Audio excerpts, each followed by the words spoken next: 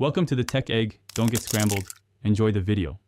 You'll start by confirming essentials. Use an admin account so you can change services and reset caches. Once you've restarted and opened Microsoft Store, clear the app cache by running WS Reset. EXE, this removes corrupt temporary data that blocks updates. While WS Reset runs, check date/time and internet. Mismatches cause certificate errors. If WS Reset finishes but Store won't update, make sure your Windows is current. Before continuing, you'll run the built-in Windows Store Troubleshooter next because it automates common permissions and cache repairs. If that doesn't fix it, go to Settings Apps, find Microsoft Store and choose Reset. This reinstalls app data without affecting your files.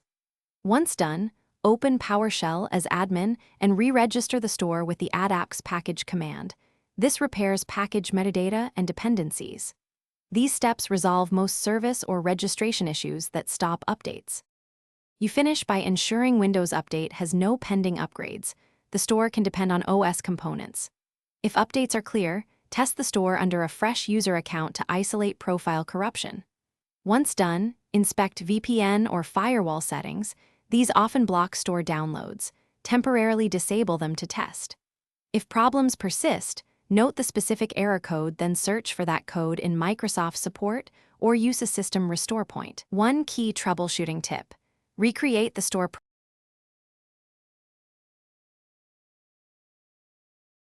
Thanks for watching. Consider subscribing if I helped unscramble your problems.